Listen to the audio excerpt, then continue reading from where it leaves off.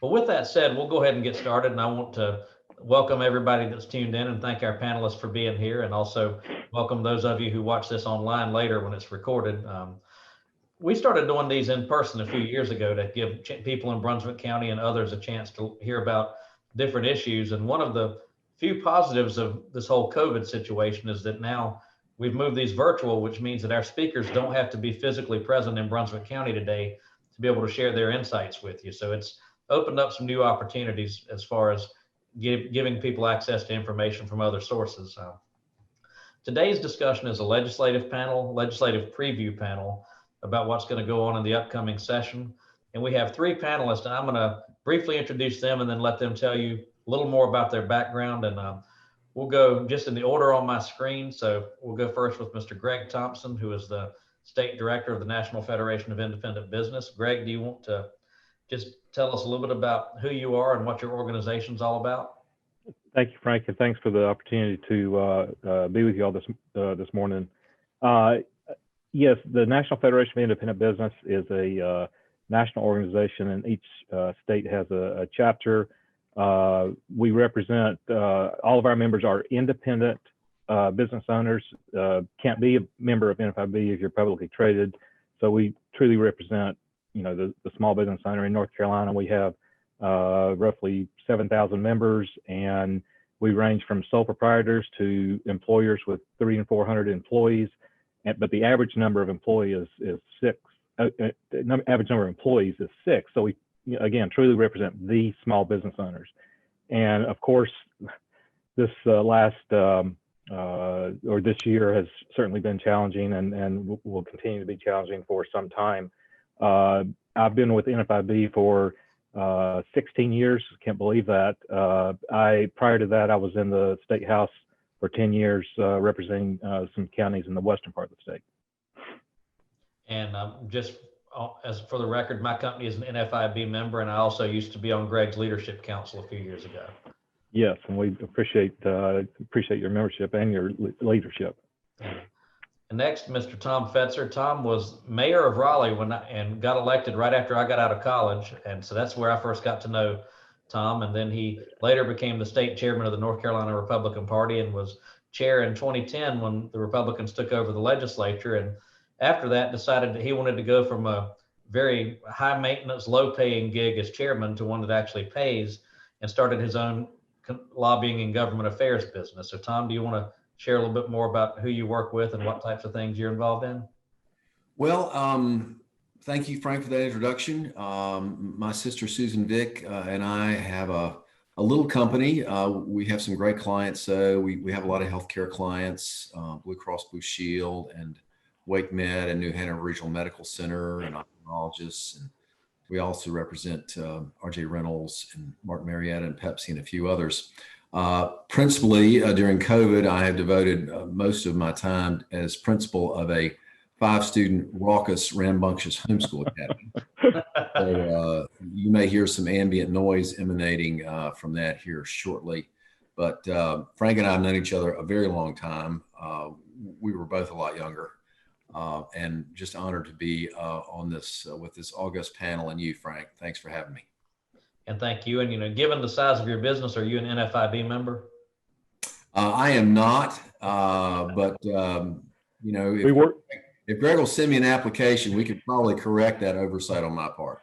we work a lot. We work together a lot on with his clients. We do. And NFIB is a force in North Carolina. And next, from the public sector side, is Ms. Amber Harris. Amber's the Director of Government Relations. Is that your official title? Did I get it correctly? For the Association of County Commissioners, and you've been in that role for about a year now. And you were on the government relations team before that. And she, as I said prior to the start, had to work with me as one of her committee chairs that helped develop some of our legislative goals. And Amber, if you want to just tell us a little bit more about some of the things you do, and maybe a little bit about how the association develops its legislative package.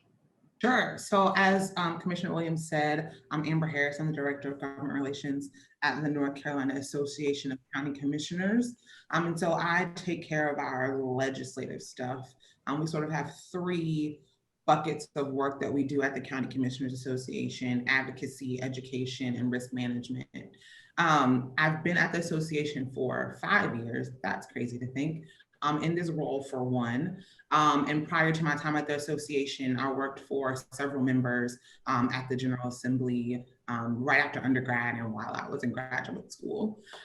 We are wrapping up our legislative agenda setting process. We call it our legislative goals process. We vet a large number of goals that counties from all over the state submit through our steering committees. Commissioner Williams is formerly a chair of one of those committees.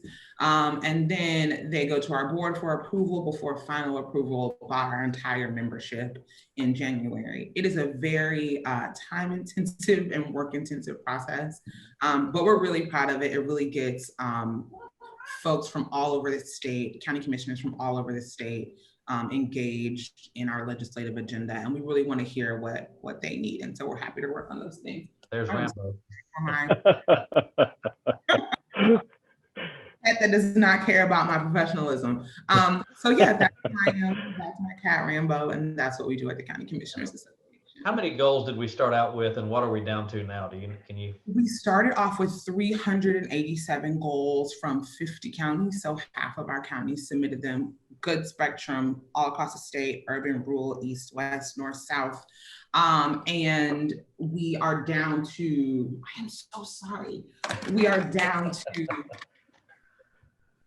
47. So the steering committees, our legislative goals committee, and our board have done really great work in sort of narrowing our focus on what we're going to be working on in the next biennium. Just one comment I'll make on that process before we get into talking about the upcoming session. When I was the general government chair, we had goals submitted. One was to get rid of the strategic transportation system that Governor McCrory put in and go back to the one before that. And another one from a different size county was to keep it exactly as it is. So we had to reconcile those goals and come up with one that the entire Association of County Commissioners could get behind. And you can't get more opposite than that. And the final stamp on this will be our legislative goals conference in January.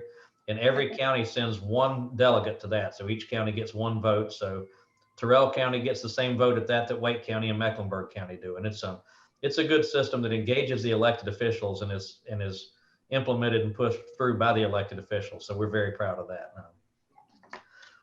Well, what I want to get into now as the first question is, coming out of the election, what general predictions do you have for how this session might unfold, and any things that you think we can expect or that we need to keep an eye on? And Tom, I'm going to let you start with that one. You always have great insights on these kind of things. Well, it was a tumultuous election nationally, but here in North Carolina, the outcome was just remarkable in its stability.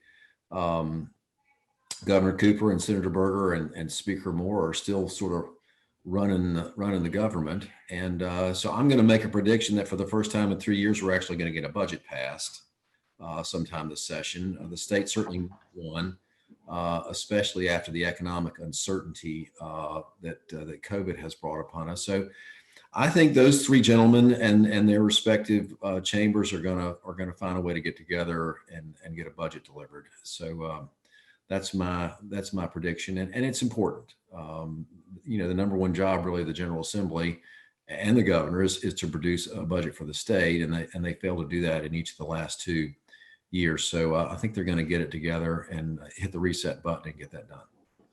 Now, you mentioned, you used the words during this session. Any predictions on how long this session will last? I think they're going to use up every minute because there's a lot to do. There's a lot of COVID related stuff that they'll still be dealing with. Not exactly sure what the revenue picture looks like. I think, the Department of Revenue is still pulling that together. So a lot of it depends on the fiscal environment that we're working in, but I think they'll get close to June 30th, if not on the dot. And as of course, we're all used to spinning a little bit. Let's hope it's not one of those years. Anytime I can start football season without having to worry about the General Assembly, it's a good year. That's a good benchmark for success. As a sidebar, if a county didn't adopt a budget, the local government commission would come see us shortly thereafter. And I've thought maybe we need to have a local version of that comes to see the state when they don't adopt theirs. But Agree. Well, Amber, do you have any predictions or insights on what you think is going to happen in this session? I love Tom's enthusiasm. I do not think the legislature is going to be gone by June 30th. I think they're going to be in it for the long haul. I'll go what he said though, in that I'm hopeful and optimistic that legislative leadership and the governor can get it together to do an actual budget. This new sort of congressional model of budgeting that we've seen at the legislature is really sort of strange and disconcerting for me because I've been there so long and been a part of it for so long. But somebody during the summer or the spring referred to the work that the General Assembly was doing as sort of a COVID kumbaya. So I hope that sort of some of the consternation that has led to a lack of budget over the last 2 years, I hope folks can sort of remember where they were in the spring and decide to do their work. Because as Tom said, the state budget is really the most important work that the General Assembly does in any given biennium. Gregg, what thoughts do you have on that? Well, I'll kind of agree with Amber and Tom that I think that they will work better together and pass a budget this year. You know, going back to how much money, you know, I was reading this week that, you know, with the high unemployment and what has occurred this year, fiscally on the state, I mean, in October, for example, the individual income tax revenue was $1.14 billion, and in 2019 it was 1.08 billion. So it was more in 2020 during the middle of the pandemic than it was in 2019, which, you know, I don't understand. But also on the table, you know, they have $3.6 billion left that they are supposed to allocate by December 30th. They also have, according to the legislative budget analysts, they have 4.38 billion sitting on the table to put into the next biennial budget. But I think that the session will be, as it should be, consumed by COVID relief and COVID issues. There will be a lot of other things, but I think that that's the number one priority in helping our citizens get, you know, back on their feet, and businesses. I mean, we're seeing, you know, small businesses close. One in four are closing for good. So it's going to, as far as getting out, I quit 20 years ago guessing, trying to predict or guess that. Accurately, you could write a book or maybe go to Vegas and retire. I will say that the year that I got married, we planned it for October, and the legislature had never, ever been in session in the month of October, and that was the year we were in until December 2nd. So I quit. Murphy's Law.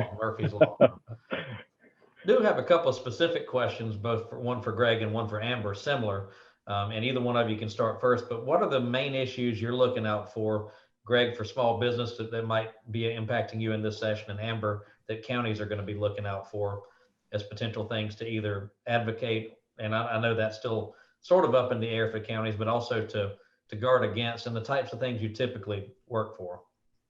So whoever wants to go first. I'll go.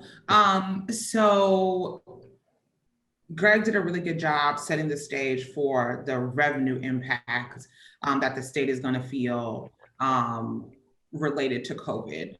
Counties are feeling those impacts too. They've really been at the center of the response to the pandemic. So making sure that county budgets, county services remain as intact as possible, because, you know, obviously the budget really dictates the services. So if counties aren't getting the revenue that they've been expecting for the last few years, we're going to see some cuts, and we don't want that to happen. So really being offensive or defensive about maintaining funding from the state for county services is really critical for us, and a lot of our legislative goals are related to that issue. As an employee of the North Carolina Association of County Commissioners, I cannot talk to any group without mentioning broadband.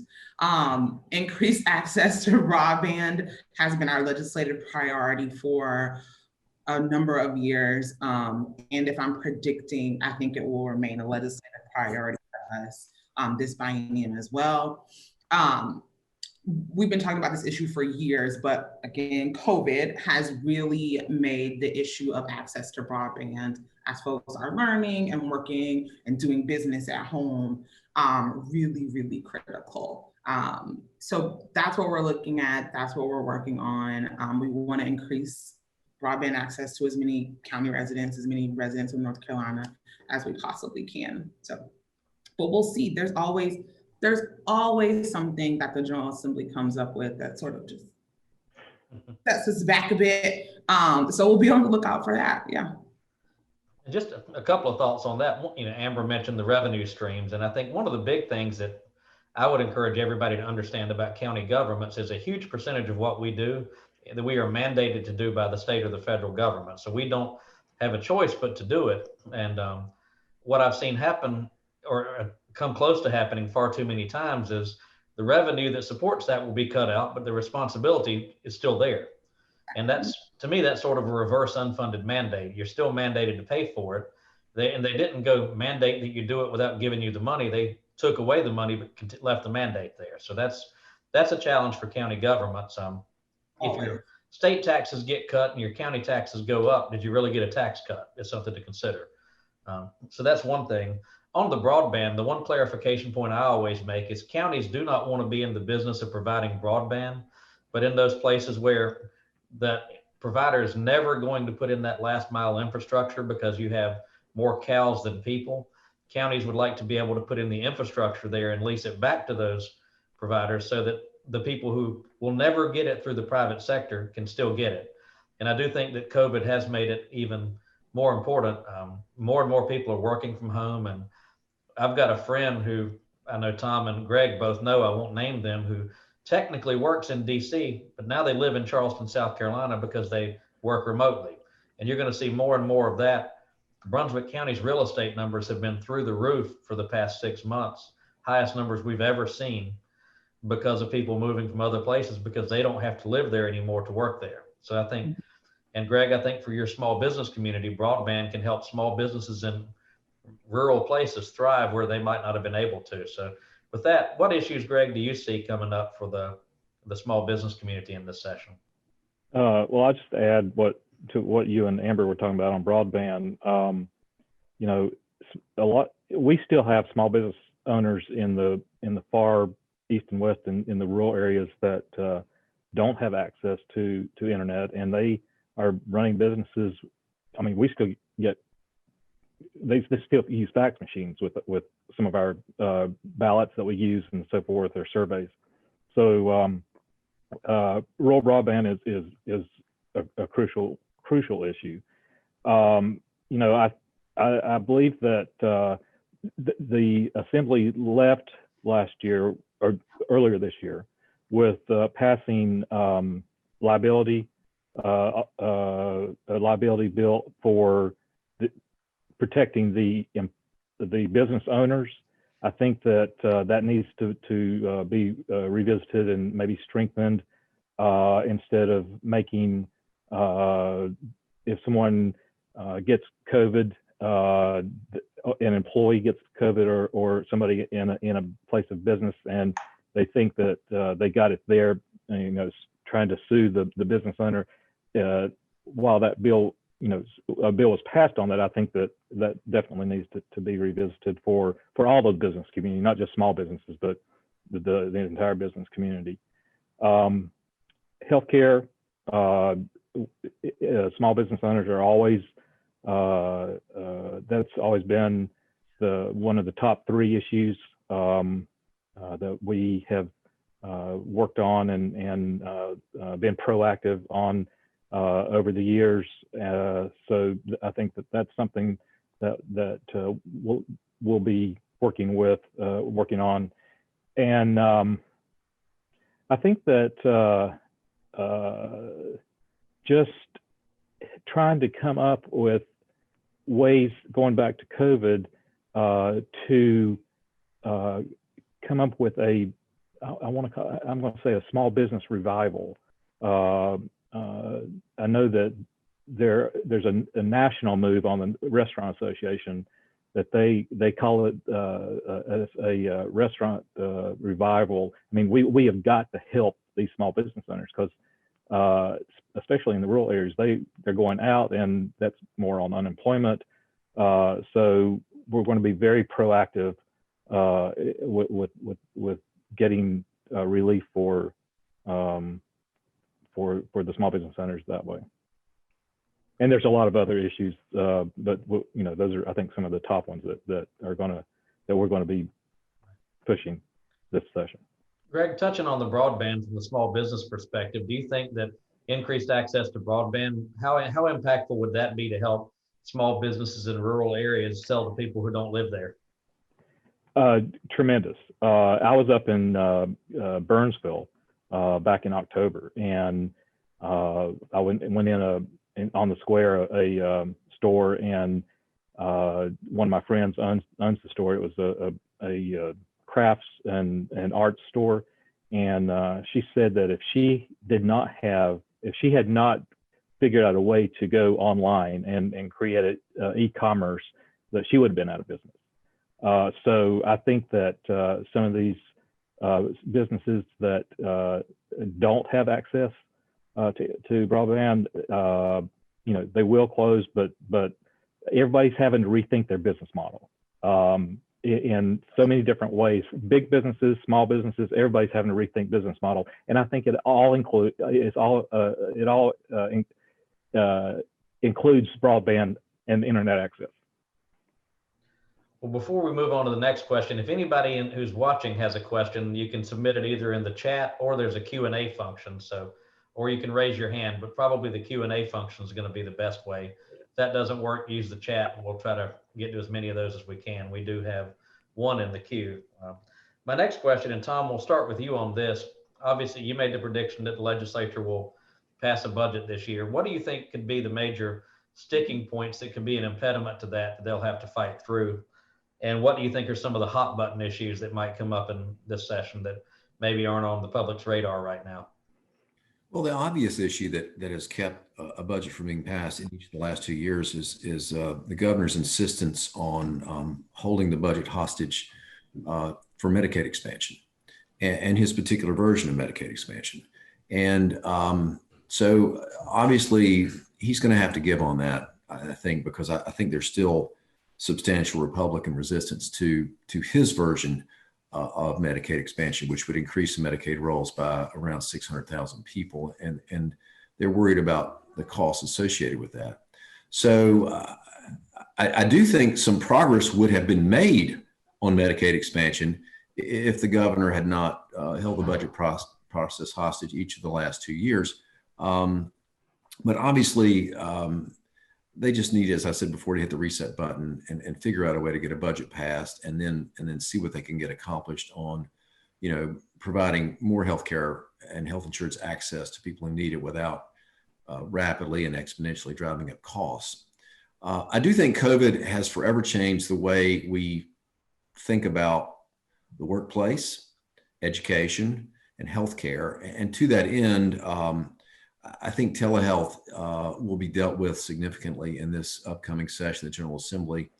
Since Blue Cross and other insurers extended coverage parity to telehealth visits, just in the 1 month alone from February to March this year, telehealth visits doubled.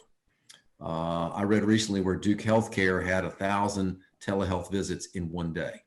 So clearly, this is a tier of healthcare service that the public is going to demand and that they feel increasingly comfortable with. And the state is going to have to look at ways to broaden access to telehealth across a wide range of insurance plans. It's somewhat limited now. And I think, to Gregg's point, this is going to have a huge impact on small businesses. If done correctly, I believe telehealth can increase access to healthcare and drive down the costs simultaneously. And I think that would be of huge benefit to small businesses and the people of North Carolina. You know, talking about telehealth, my wife's 95-year-old grandfather's in an assisted living facility here in Wilmington, and he was able to do a visit with his provider without having to leave the facility recently. Now, he's not the one who activated the video call, I can promise you that. But they were able to do that so that he can do that without having to get in a van and be shuttled over across town. And, you know, to me, a positive side effect of that also is going to be that you may live in Terrell County, but be able to have a visit with a provider from Duke without having to drive to Durham. And that could also decrease some of the cost long-term as well. And that, to me, that increases accessibility as well. And Gregg, you have any thoughts on possible hot buttons in the upcoming session, or especially any from the small business community perspective? Well, you know, I think that there are going to be some issues out there that we're not even thinking about. Right. I mean, this year has been. I think we may have lost you for a second, Gregg. We never thought will come up that we don't know. Gregg, breaking up on my end. Is he breaking up on you guys' end? Yes. Yeah. Speaking of broadband, It's everywhere.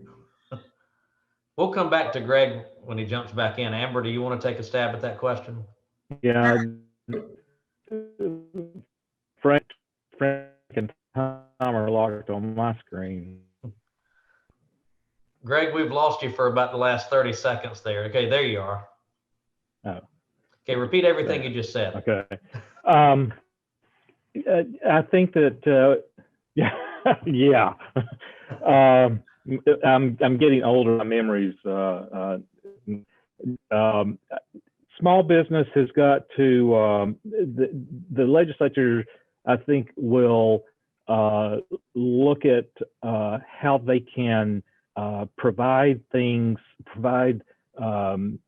new avenues to help the small business owners, which, you know, as we've seen through this year, you know, they have.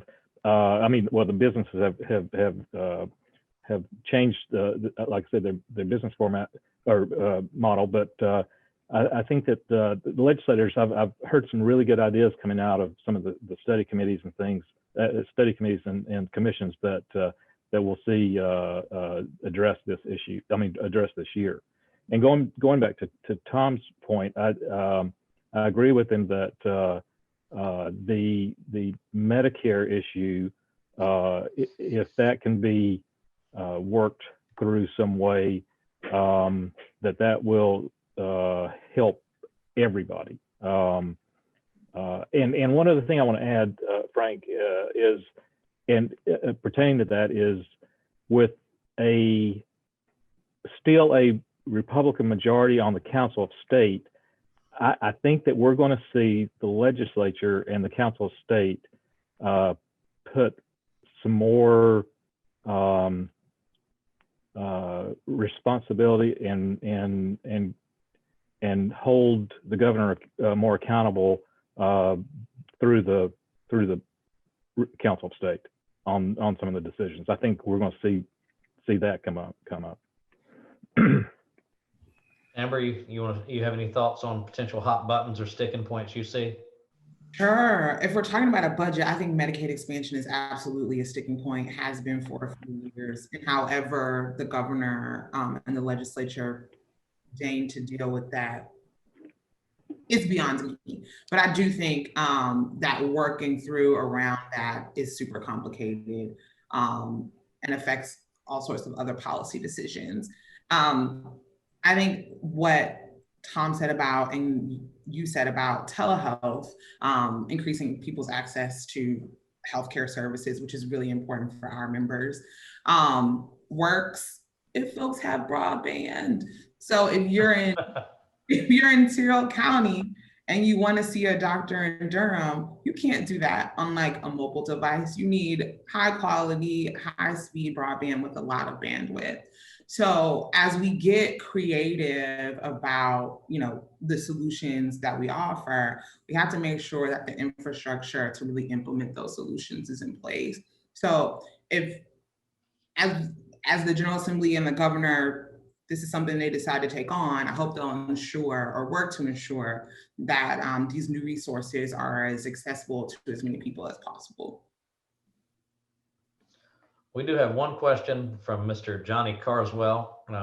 And Greg, this is specifically for you, and it's more of a political question than a than legislative. How will Madison Cawthorn's election affect Western North Carolina?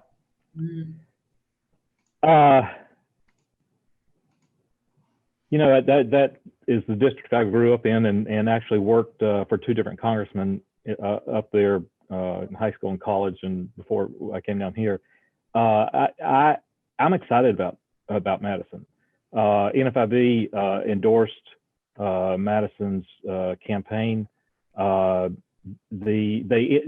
our DC office, our DC political team interviews all the candidates that NFIB endorses, and they were very impressed with his position on business issues and what his ideas on how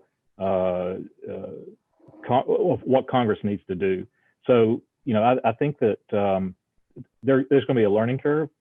He's 25 years old is unbelievable to be in Congress, but I think if he surrounds himself with some good people, some seasoned people, that he will be a really good member of Congress for the 11th district. And Frank, Patrick McHenry was about the same age as Madison was when he first got elected, and when the Republicans were still in the majority, Patrick was like the third ranking member in the Republican caucus. So Madison, because of his age, has a huge opportunity to build some seniority and develop some leadership potential. And politics aside, he's just an outstanding young man. He's the kind of person that everybody in North Carolina, regardless of their political affiliation, should be proud of. And so I think he's just going to be great. We have another question from past president of the NCACC, Kevin Austin from Yadkin County. How do you all feel the atmosphere in the legislative building will be this spring? Will it feel comfortable to roam the halls? Politically or health-wise? I'm thinking Kevin means politically.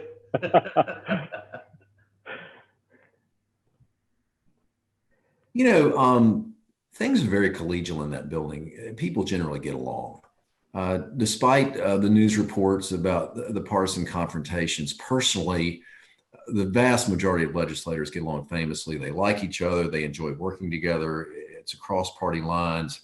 And most of the votes are unanimous or near unanimous. So the acrimony is really a creation of the media. People get along in that building and they work together well. And I think that will continue. Yeah, I'll say I always feel comfortable walking the halls. Maybe not now in this current health crisis. But yeah, no, I think the acrimony, exactly what Tom said, that the acrimony at the legislature for sure shows up sometimes. But I think that folks, the vast majority of legislators, I can't think of one who's not this way, are really committed to serving their communities in the state, and they behave that way. So you could have just said they behave, and that might have been a complete sentence. So yeah, we'll see. And Greg, you've got a unique perspective having been a legislator. Do you have any thoughts on that? Well, I think I would certainly agree with Tom. I think what the public hears from the media is they dramatize and they the media reports on the things that sell and it's not exactly like that. In fact, it's most of the time not like what the media reports, because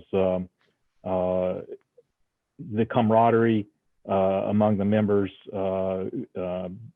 is good, and it's they may argue and fight in committee and on the floor, but when they're, eating in the cafeteria or going, out, well, used to dinner together, they're there for the right reason, and that is to represent their constituents. And I feel that we have a lot of new members to get to know this upcoming session, and I think it'll be the same way, and looking forward to that. And I know a number of those members, and eating in the cafeteria is definitely high on their list of skills. One question I have, obviously, DOT budget's been in the news a lot because they don't have much of one right now. And obviously Hurricane Florence had a lot to do with that. And then the decrease in transportation revenues from gas tax with people staying at home and not driving as much.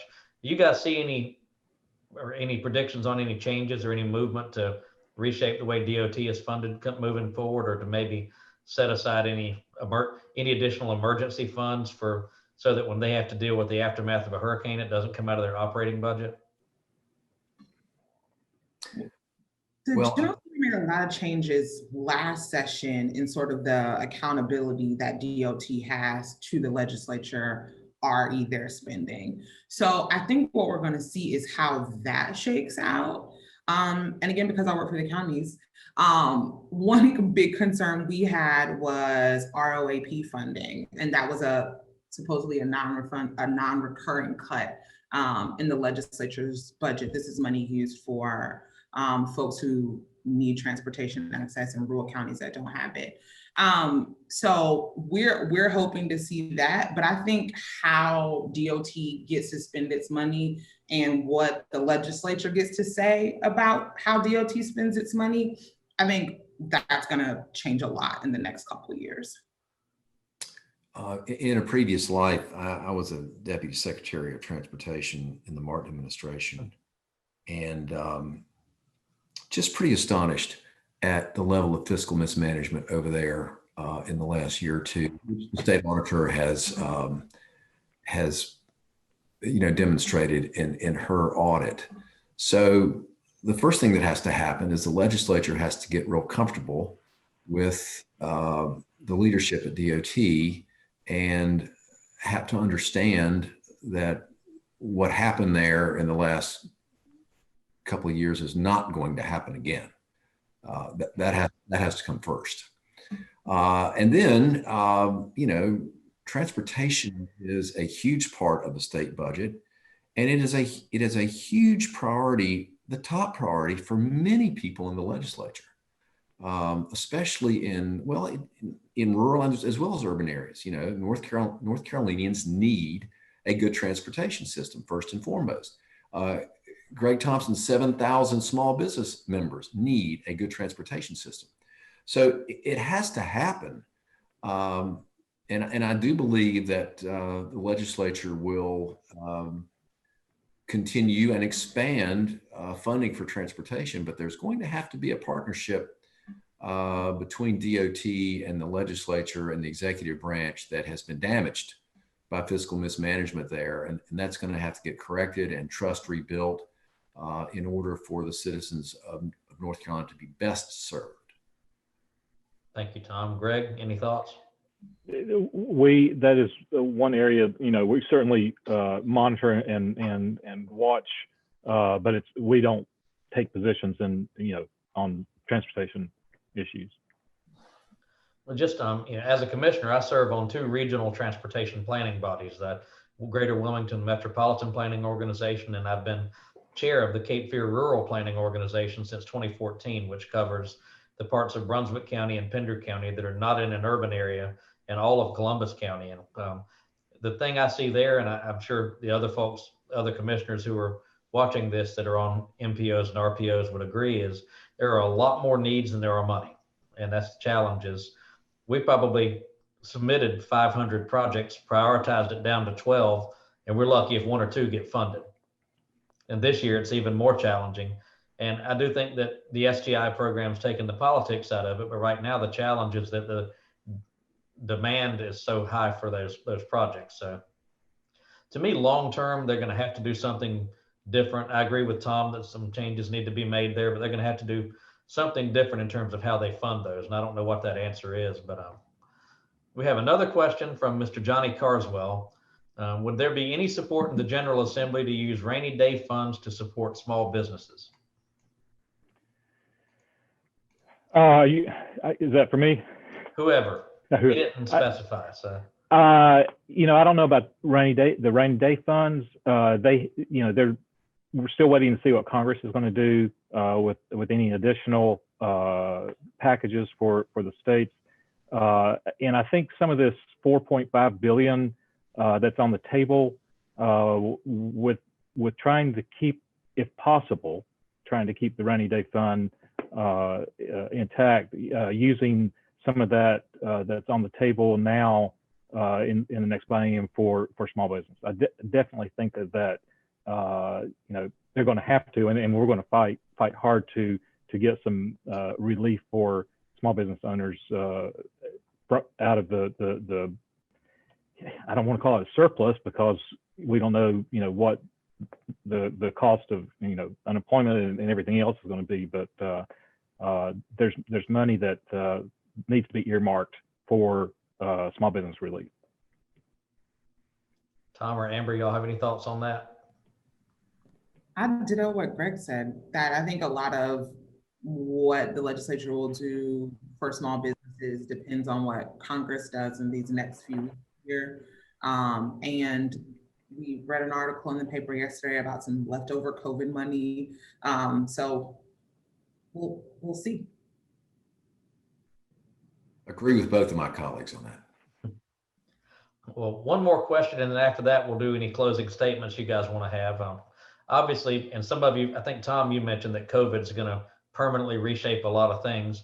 Do you have any predictions on what the long-term impacts of this current pandemic will be on government in North Carolina, the legislature, and also on the organizations you represent, as far as changes that hope will outlive the pandemic? And whoever wants to go first on that.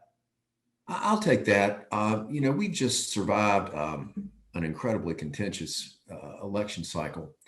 But one thing I see underneath all that hasn't been reported a lot is the unique and in some instances unprecedented collaboration that is occurring across all sorts of boundaries in North Carolina as people have become more agile and have been incentivized and in some instances forced to work together in ways that they haven't before. So I think you're seeing, especially in healthcare, you've got insurers like Blue Cross Blue Shield and United, and hospitals and providers working together to solve problems. I think the same thing will happen in transportation. I think it'll happen in education. So I think there's some good things, some good, long-lasting, sustainable, systemic things that are going to come from this if we can just survive, the short-term fallout. So I'm very optimistic about the future in North Carolina. Gregg or Amber? I'll just say that we've not talked a lot about education. I have a lot of concerns about K-12 and collegiate education or higher education. I will say that we have one of the best community college systems and university systems in the nation, and I think that the small business centers need to be ramped up and used more with the small business owners who are struggling and who may need help staying in business, and also SBDTC and the Rural Center. And I just think that the education system, a lot of changes have taken place. Lots of concerns on how this is going to impact our children, our youth for the future. Probably losing probably a year of education, maybe more. So I think that that's just adding to what the legislature is going to really have to hone in on in this coming session. Amber? I agree with what my colleague said, that COVID has offered us a chance to innovate, and what that looks like across the state and a number of counties is really for me, frankly, a little bit inspiring. Just how folks continue to meet the needs of citizens and residents. And for our work at the association, I know that we've really jumped into doing things virtually. I think that's true for any workplace, and I think it'll be true for how the legislature does their work as well. So. And the association had its annual conference with several hundred participants on Zoom this year and was able to navigate that. Our legislative goals conference will be virtual in January, and it was amazing to me how that adapted. But what I've observed there is people who may live in Macon County or Dare County that are not going to drive to Raleigh for a committee meeting were participating. So I think, it's certainly opened up the state to more communication now. And Frank, to piggyback on that just a second, when in the 90s, I would have a committee meeting when I was in House, and I would drive 4 hours to Raleigh. We would have an hour-and-a-half meeting, and I would drive back. And I said, technology. We have technology. We have community colleges very accessible to every legislator and every person in the state. Why can't I, as a legislator, go to the community college, get on a camera, get in front of a camera at that committee, and not have to make that 8-hour drive and get, taxpayer. I mean, so this has forced that, and more people are participating in meetings. And I think it's from church to school to government to everything else. I think it's really pushed that along. I've seen county commissioners on Zoom meetings that I don't even think knew how to turn a computer a year ago. I'm not going to name any of the ones from, say, Davidson County I'm talking about. Why everybody needs broadband. I'm going to keep saying it because that's my job. But I set that up just for you to say that, Amber. If we're saying that, during COVID, we've innovated. This is more accessible. The world is more accessible to people. We need to keep working to make sure that everybody has access to all this amazing information and resources. So, yeah, life comes at you fast, and those who are able to adapt to what it throws are the ones that will thrive long term. And that's true in government, in business, and in politics, and everything else. It's you can't control the hand you're dealt, but you can certainly control how you play it. We'll have closing statements. Any final comments you guys want to say, and we'll go in the reverse order that I see you on my screen. So we'll start with Amber this time. Such a pleasure to be here. So nice to meet you, Gregg and Tom. Excited to see y'all in the halls at the General Assembly, however that looks. And we're excited to keep increasing access to broadband across the state. I think that'll be our legislative priority. Tom? Well, I want to say this to you and to Amber, and I say this as a former mayor. We've talked a lot about the state government here today, but the most important level of government in North Carolina, and the one that's impacted citizens most directly, is local government. That's where the kids get educated. That's where law enforcement works. That's where transportation really meets the needs of its citizens. It's where healthcare and mental health get delivered. So hats off to all of you who are laboring in the vineyards of local government. And frequently it's not about partisan answers. It's just finding things that work for local citizens. And so to all of you hundreds and thousands of people out there who are trying to find better solutions for your citizens, keep at it, because you're doing the most important work in government in North Carolina. And to Tom's point, that a lot of the things we deal with are not partisan. My first constituent request when I got elected came to me in the line at a dry cleaner, and it involved beavers that were clogging up a ditch. It was not part of my platform. Little did I know there were 3 different directions I could send them depending on whose property the beavers were on. And turned out they were in a DOT right of way, so it was a DOT issue. But that certainly is not a partisan issue and had nothing to do with the platform on which I ran. But there you go. Gregg? Well, and I want to say I have a tremendous amount of respect for anyone who runs and serves in local government, school board, county commission, city council, whatever, because you all are there closest to the people. And but I want to thank you, Frank, for putting together these virtual meetings. I think it serves a tremendous benefit and purpose for people to sign on and listen to or hear from different perspectives. Amber, thank you for what you do on the county commission level, and Tom, it's always great to see you, and I'm sure we'll January 13th or so be back in the halls of the assembly. But Frank, thank you very much for the opportunity to participate on this panel. And thank you all three for everything you do. And speaking a little plug for Amber and our associations team, what I would encourage all the legislators and everyone else to recognize is that when they're speaking on behalf of a process that took 6 to 8 months and involved 100 counties to develop that legislative agenda. So it's not just the staff, it's 100 counties and 500 plus county commissioners that were engaged in that in some way, shape, or form. And it's a meticulous process to come up with those goals, and they are not something that we came to lightly. One of the other members of our board yesterday texted me and said, "Good God, we've got some detail-oriented people on this call," because they were picking out individual words in the goals to make sure that word communicated what we wanted it to communicate. So I think that's an important point I would make. My next one of these events will be January the 6th, and I just put the registration information in the chat window along with the registration link, and it's going to be an economic forecast. And my two panelists are Dr. Adam Jones from UNCW. He will be speaking on the local Southeastern North Carolina economy, and he's sort of the resident expert on that. And then Dr. Thomas Simpson, who is also an economist from UNCW, will be speaking on the national economy. And he's always somewhat entertaining and doesn't really care if what he says makes you mad or not. He still says it. So I would encourage everybody to attend that if you're interested in that kind of thing. I'm a nerd for those types of things, so I'm looking forward to it. And again, that information is in the chat window if anyone wants to sign up. Thank you again to our panelists, and the recording of this will be on my commissionerfrankwilliams.com website within the next couple of days. So thank you again. Stay safe and have a great holiday. Likewise.